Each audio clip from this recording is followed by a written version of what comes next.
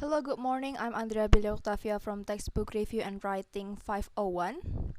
And today I would like to present my textbook analysis for a textbook titled The Ninth Edition of An Introduction to Language by Victoria Fromkin, Robert Rodman, and Nina Hyams. I used this textbook in my Introduction to Linguistic class back then, so some of you might be familiar with this book.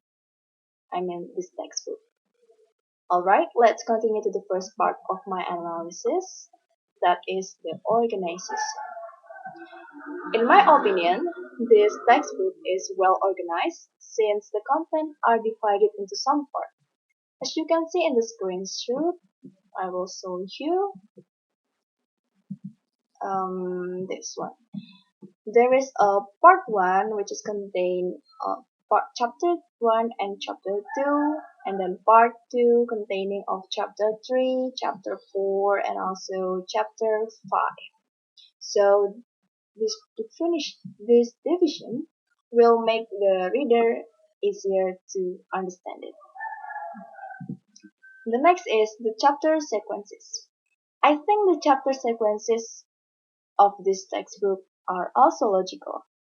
I think there is no weird arrangement for the author begin this textbook with the most simple material, then continue until the hardest one.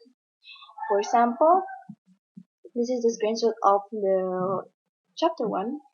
In this chapter, the student will be introduced with the definition of the language because that is the basic information that they need to understand before they learn the material deeper. And then continuing in the last chapter, the student will learn to write a text. They need to apply all of material that they have already learned on their writing, so they will be able to write it well. It shows that the sequences of this textbook is in the right order. So this is for the first chapter about what is language, and the last chapter is about writing the text. Again, the next is content. The content served in this textbook is very informative. It suits the title well and doesn't have any deviation.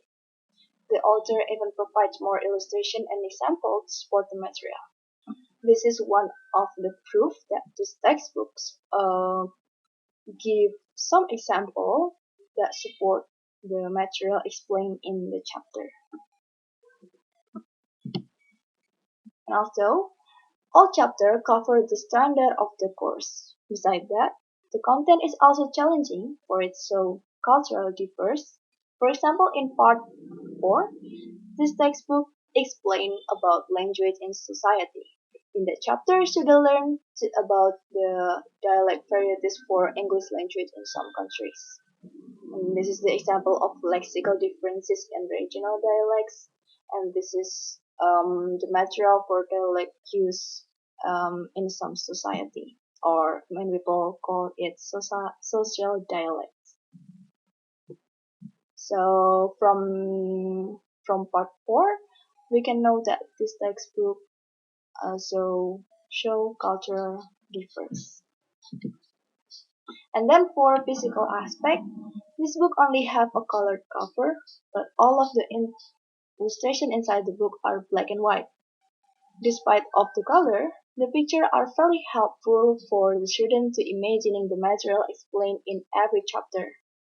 In my opinion, this picture can also increase the reader's interest because it's very entertaining and make this textbook less lame. For example, this is the material of derivational morphology, and then there is illustration that we like. This is very strange. If a vegetarian is someone who eats vegetable, what does that makes a humanitarian? This is the other example, and this time is about language and brain development. For physical aspect. Since I read the PDF version of this book, the quality of the scan is pretty good. It's clear enough to read, and I didn't find any black spot or blurred picture in this PDF textbook. You can see from the screenshot. I'm sorry, the screenshot it's kind of blur because of the screen capture, but actually the original PDF of this is very clear. You don't need to be worried.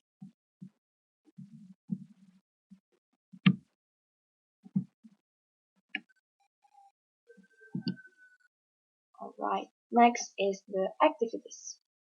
This textbook includes a wide variety of activities, start from asking students to understand more about the material using illustration given, reflecting to some quotes from famous people, and also answering plenty exercise provided in the end of each chapter.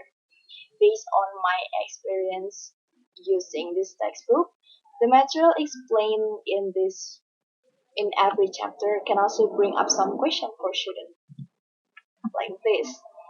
This illustration sometimes be confusing for some student, and so the student will ask about it to the teacher, and the teacher need to what is that? Need to explain it why this illustration support the material. And this for the exercise, and there are plenty of quotes that can be used to reflection or and so that the student will apply it in their daily life. And the last is readability. This textbook is pretty easy to understand since it doesn't use a high level of language and comprehensive enough for English learner in a college level. The fonts used here are also comfortable for eyes, not so small but also not so big, just enough. Besides that, this textbook also uses a simple layout and isn't so wordy. Okay, thank you for your attention. If you guys have any question, you can type it in the comment section. I will answer it next time.